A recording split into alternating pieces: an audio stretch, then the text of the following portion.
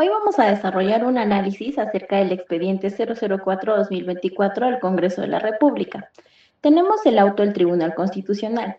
En Lima, a los 23 días del mes de abril del 2024, en sesión de pleno jurisdiccional, vista la solicitud de medida cautelar presentada el 17 de abril del presente año por el Congreso de la República, debidamente representada por su presidente, contra el Poder Judicial. Y tenemos que la entidad demandante pues solicitó que se le conceda una medida cautelar a fin de que se suspendan los efectos de la resolución 1 del 22 de marzo del presente año, estas emitidas por la primera sala constitucional de la Corte Superior de Justicia de Lima, que declaró fundada la solicitud cautelar interpuesta por Aldo Alejandro Vázquez y Luz Inés Tello, y en consecuencia el Pleno del Congreso decidió inhabilitar por 10 años a estos en su condición de miembros de la Junta Nacional de Justicia. También se dispuso la suspensión provisional de los actos posteriores para el cumplimiento de dichas resoluciones y se ordenó la reposición inmediata en sus cargos de miembros titulares de la Junta Nacional de Justicia, hasta que pues se emita una resolución definitiva en el proceso principal. Y a la vez también solicitaron que en el trámite del proceso principal pues se ordene al Poder Judicial que éste se abstenga de dictar resoluciones, ya sean de fondo o de naturaleza cautelar en cualquier tipo de proceso. Como siguiente punto tenemos la procedibilidad de las medidas cautelares en los procesos competenciales.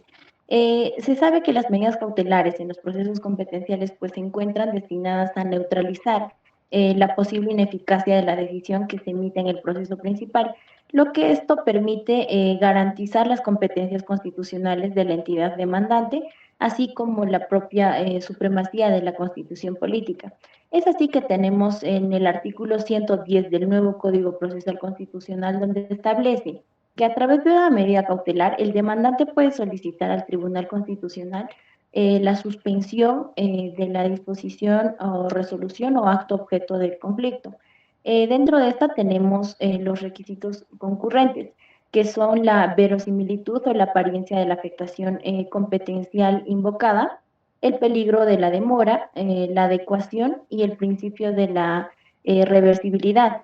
Con ello se debe verificar pues, si lo solicitado en autos cumple con cada uno de los presupuestos antes mencionados para el otorgamiento de la medida cautelar. Como siguiente punto tenemos el análisis de la medida cautelar solicitada por el Congreso de la República. Esta en relación a la verosimilitud o la apariencia de la afectación competencial invocada, pues tenemos que la entidad recurrente alega que ésta tiene la competencia exclusiva y excluyente para realizar un juicio político a los altos funcionarios del Estado a través del procedimiento de la acusación constitucional. Y la parte demandante señala que el juicio político constituye pues el procedimiento parlamentario orientado a la verificación de la comisión de la infracción constitucional por parte de un alto funcionario público y luego de dicha corroboración pues se impone una sanción de naturaleza política que por ello se tiene el carácter de irreversible en sede judicial salvo algunas cuestiones de forma.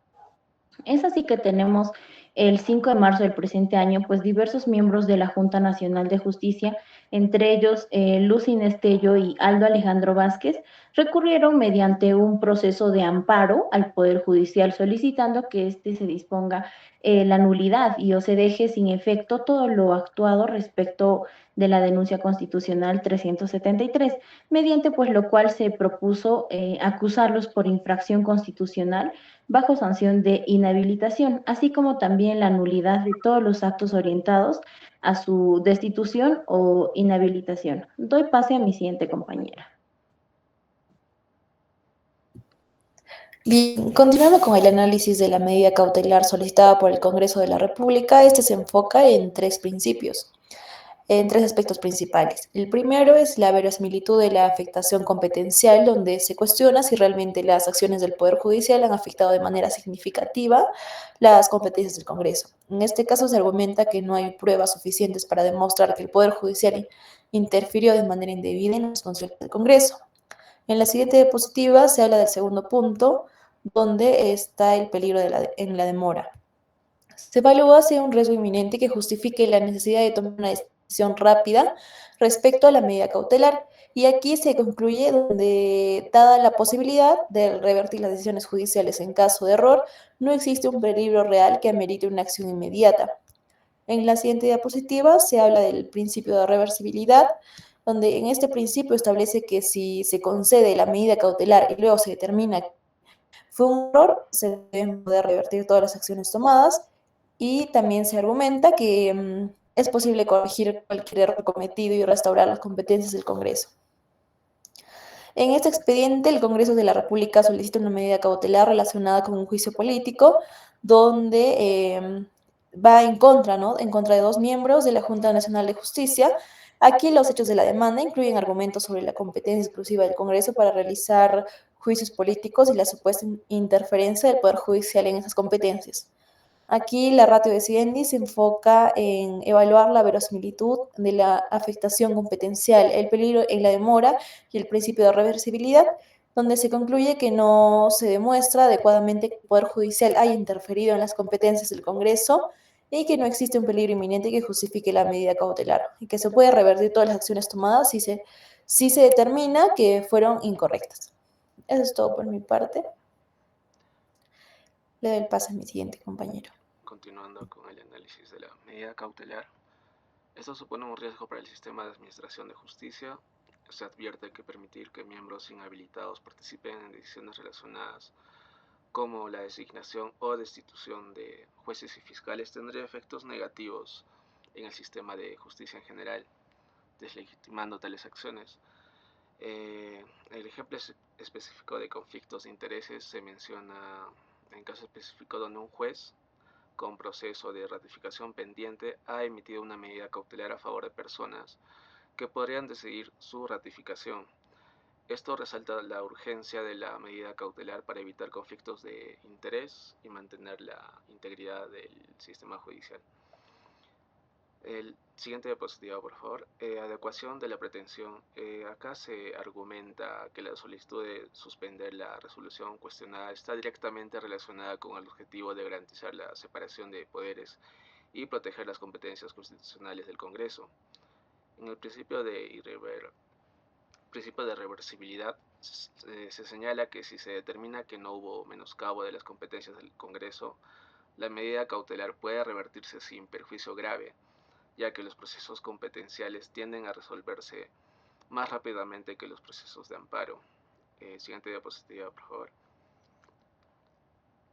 Acá finalmente el Tribunal Constitucional declara fundada parcialmente la solicitud de medida cautelar, suspendiendo los efectos de la resolución cuestionada y restableciendo la vigencia de las resoluciones legislativas del Congreso hasta que se resuelva el recurso de apelación interpuesto.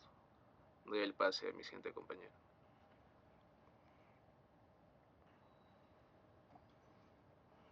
Bueno, voy a continuar con el voto singular del magistrado Domínguez Jaro, que básicamente él, ante la medida cautelar solicitada por el Congreso de la República, él considera que debe ser desestimada, pues no cumple con los presupuestos para su concesión y advierte también que no se cumple con los requisitos de verosimilitud de la afectación competencial invocada.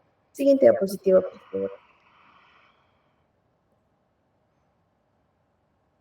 Ok, en cuanto a la delimitación del petitorio, resumidamente sabemos que el Congreso de la República solicita que se suspendan los efectos de la resolución número 1 y es así como Domínguez nos señala los presupuestos para la concesión de las medidas cautelares requeridas, los cuales son la verosimilitud de la afectación competencial invocada, el peligro en la demora, la adecuación y la reversibilidad. Es así como también hace una relación entre los alegatos del Congreso de la República y la verosimilitud de la afectación competencial invocada.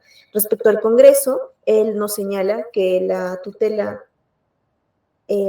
cautelar solicitada por los señores tanto Río Vázquez y Tello de Ñeco implica un pedido orientado a que la primera sala constitucional de la Corte Superior de Justicia de Lima realice un control constitucional respecto a un acto político puro que como tal es eminentemente discrecional y no corresponde a razones meramente jurídicas, sino a la razón política. Siguiente diapositiva, por favor.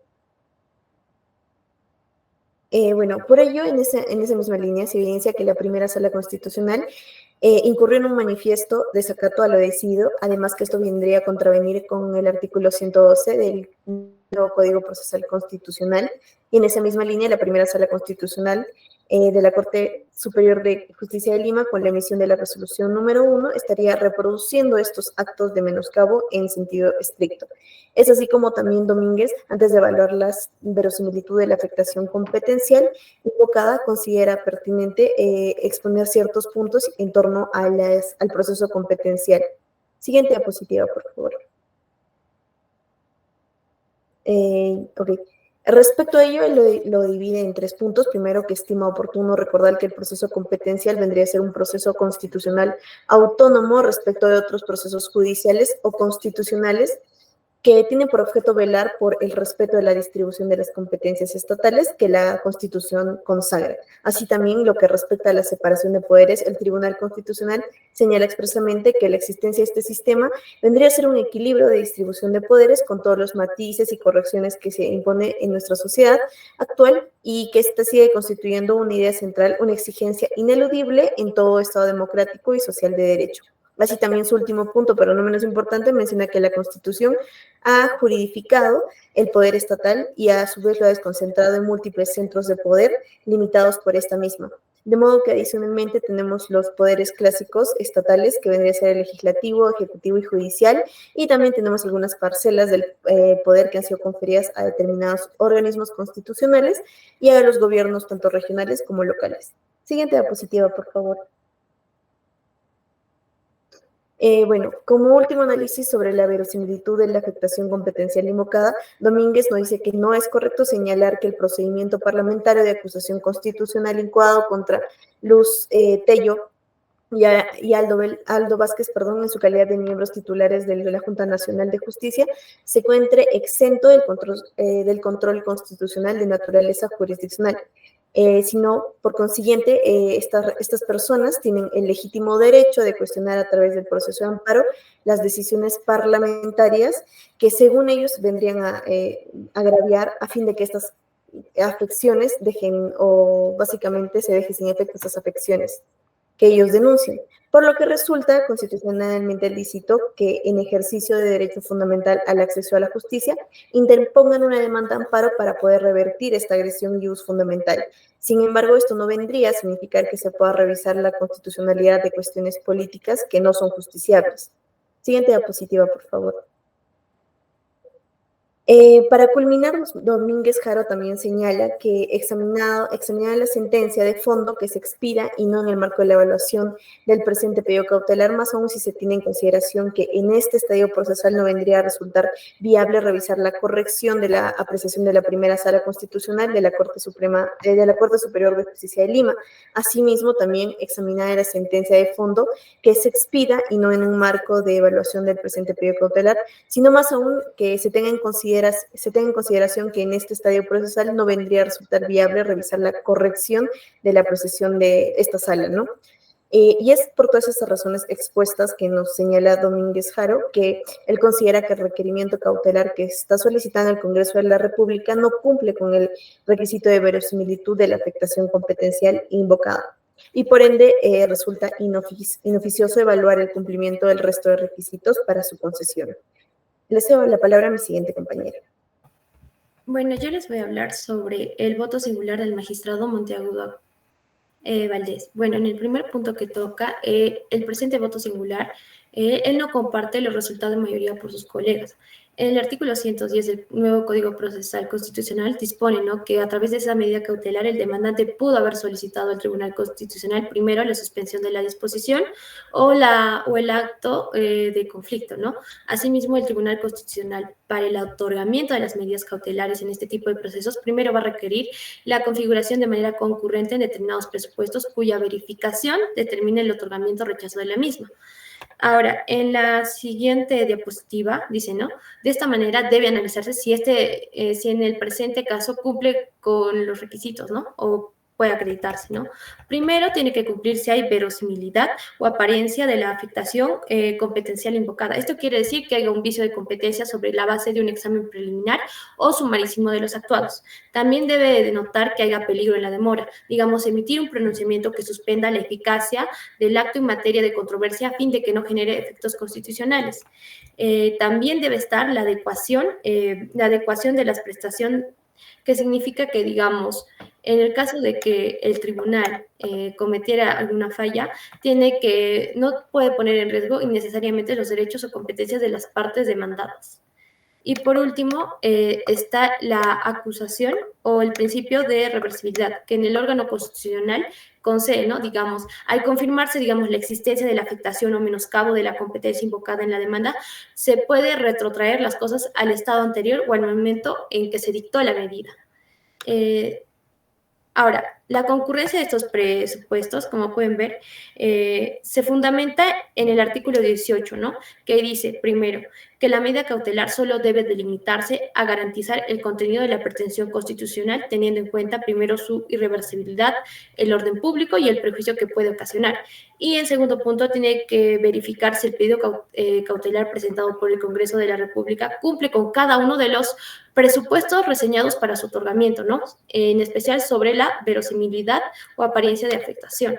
Ahora, tocando más el tema de verosimilidad o apariencia de la afectación competencial invocada, dice, ¿no?, que el Congreso de la República, en primer lugar, resulta evidente que la competencia sí fue excluida y excluyente al realizar el juicio político, pero también establece que en el artículo 99 y en el artículo 100 de la Constitución se da, ¿no?, que los altos funcionarios públicos, a través de los procedimientos de acusación constitucional, sí pueden estar excluidos de la competencia. También, en el segundo lugar, dice, ¿no?, que la parte solicitante alega que la solicitud cautelar presentada primero por la señora Tello y el señor Vázquez, se pretendió que el Poder Judicial realice un control constitucional sobre el acto político. Ahora, en la controversia se centra en el presunto menoscabo de las competencias de poderes. Y como la medida cautelar dice que el Poder Judicial no ha expedido una decisión cautelar fuera del marco de las competencias constitucionales, su accionar debe condicionar la obligación de garantizar los derechos fundamentales solicitados tal como le exige la Constitución. Por último, podríamos decir que en lo que respecta, ¿no?, además nos encontramos dentro de un proceso de amparo que en primera instancia está en fase de tramitación porque las partes involucradas tienen la posibilidad de emplear los recursos correspondientes para hacer valer sus derechos, y también que la convicción en la que se presentó tiene no concurrir con los presupuestos exigidos por nuestro sistema procesal constitucional para otorgar, digamos así, la medida cautelar solicitada por el Congreso de la República. En sí, al final tenemos que remarcar y nunca olvidar que nuestro sistema constitucional está fundado en la defensa de la persona humana y como fin supremo. Así, por estas razones, Monteagudo declara improcedente la solicitud de la medida cautelar presentada por el Congreso de la República. Eso sería todo. Muchas gracias. Gracias, eso sería todo respecto al auto del Tribunal Constitucional.